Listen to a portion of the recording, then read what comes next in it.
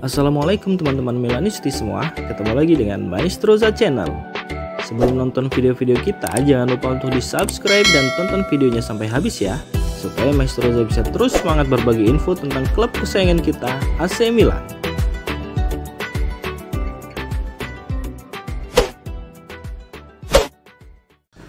Menurut media La Gazzetta dello Sport, AC Milan siap membuka pembicaraan dengan Real Madrid untuk Alex Jimenez setelah masa depan Theo Hernandez di AC Milan tidak pasti. AC Milan bersedia mempertahankan Alex Jimenez di klub dalam jangka panjang dan akan segera membuka pembicaraan dengan Real Madrid tentang masa depan bek kiri yang menjanjikan tersebut.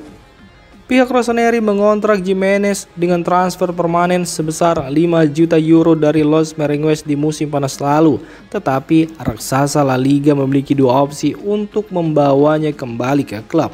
Real Madrid harus membayar 9 juta euro jika mereka menginginkan Jimenez di musim panas mendatang, atau harganya meningkat menjadi 12 juta euro jika mereka mengaktifkan klausul buyback tersebut di tahun 2026.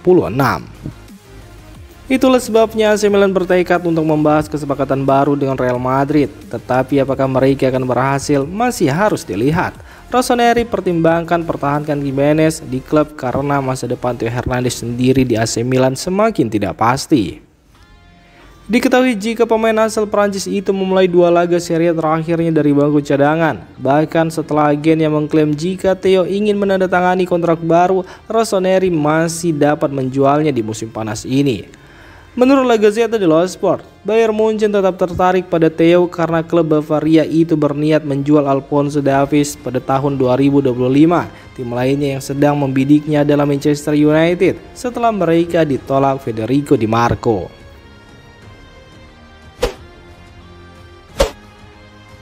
Beberapa sumber melaporkan jika winger AC Milan Rafael Leao mengalami cedera flexor saat melawan Hellas Verona dan akan diperiksa ulang minggu depan. Diketahui jika pemain asal Portugal itu dipaksa keluar lapangan pada babak pertama pertandingan tandang AC Milan versus Hellas Verona di Stadio Marc Antonio Bentegodi.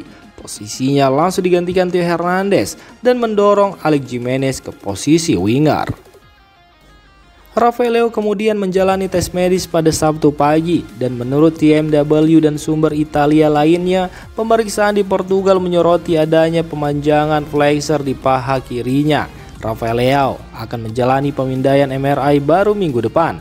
Ini berarti dia diragukan tampil pada pertandingan terakhir Rossoneri tahun ini melawan AS Roma di San Siro yang akan digelar pada tanggal 29 Desember.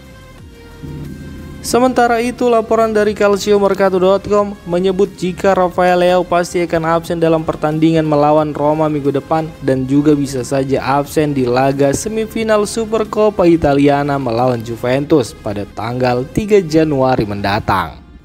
Di sisi lain, pasca pertandingan melawan Verona, pelatih Paulo Fonseca mengatakan jika cedera sang pemain tidak serius, namun itu meragukan mengingat kondisi pemain asal Portugal tersebut yang belum dipastikan secara medis.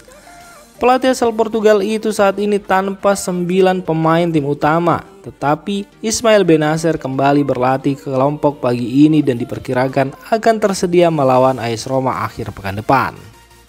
Rafael Leao sendiri merupakan pemain dengan pendapatan tertinggi di Milan dan telah mencetak 6 gol serta 6 assist dalam 22 penampilan di seluruh kompetisi musim ini.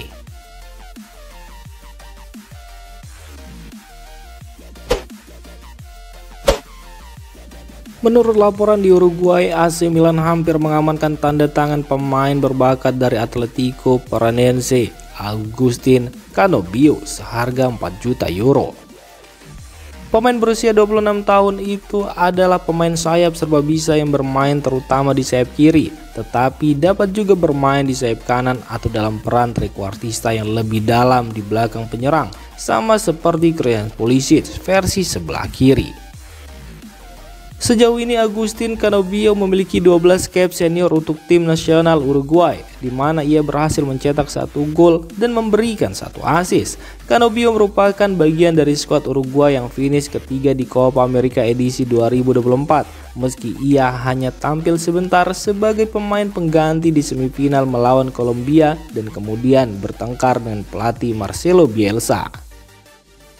Atletico Paranaense sendiri membeli pemain tersebut dari Peñarol pada Maret 2022 dengan biaya 2,85 juta euro. Tetapi media setempat El Observador menyatakan jika AC Milan telah mencapai kesepakatan untuk mengontraknya seharga 4 juta euro. Sebagai bagian dari kesepakatan itu, Peñarol juga akan menerima persentase biaya penjualan sang pemain sebesar 450.000 euro. Ada juga yang berminat dari Boca Juniors, River Plate, dan Palmeiras, tetapi Canobio lebih memilih ke Eropa. Tercatat jika di musim ini ia telah menyumbangkan 9 gol dan 7 assist dalam 48 pertandingan. AC Milan sendiri telah dikaitkan dengan beberapa pemain sayap untuk bursa transfer Januari nanti.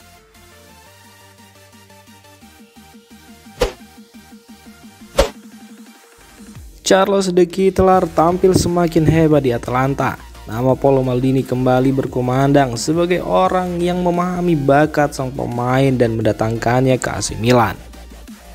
Performa CDK memang semakin kinclong, di mana dia telah menyumbang 8 gol dan 4 assist dalam 10 laga terakhir bersama Atalanta di semua kompetisi sejak November 2024. Secara keseluruhan, pemain asal Belgia itu sudah membukukan 24 gol dan 20 assist dalam 74 laga untuk Atalanta sejak musim lalu.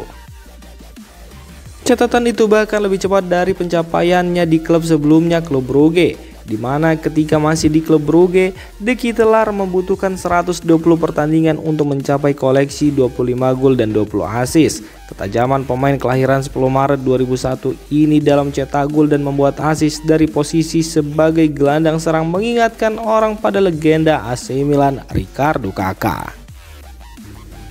Tragis buat Milan, mereka sebetulnya sudah memiliki the next Kakà dalam genggaman tetapi kemudian membiarkannya pergi. Rossoneri gagal mengeluarkan kemampuan terbaik di Ketelaere, di mana dia hanya membuat 1 assist dalam 40 penampilan sepanjang musim 2022-2023. Dengan Charles De Ketelaere kini tampil semakin bagus, nama Paolo Maldini pun ikut disebut-sebut lagi. Ketika masih menjabat sebagai direktur teknik AC Milan, Maldini adalah orang yang memaksa klubnya mengeluarkan biaya banyak untuk merekrut De Ketelaere. Maldini sepertinya sudah tahu bahwa pemain bertinggi badan 192 cm ini punya bakat yang dibutuhkan untuk menjadi the next Kakà. Sayangnya De Ketelaere gagal tampil optimal pada musim 2022-2023, sementara Milan sendiri tampaknya tidak sabar menunggu perkembangannya. Alhasil perekrutan CDK malah harus ditebus Maldini dengan kelanjutan karirnya di Milan. Di akhir musim 2022-2023, Paolo Maldini diberhentikan dari pekerjaannya sebagai direktur teknik Il Diavolo Rosso karena meminta lebih banyak uang lagi untuk mendatangkan pemain baru. Manajemen Milan langsung kapok dengan kegagalan CDK, kendati Maldini punya rekam jejak bagus saat sukses merekrut Theo Hernandez, Rafael Leao dan Mike Maignan yang hingga kini menjadi tulang punggung tim AC Milan.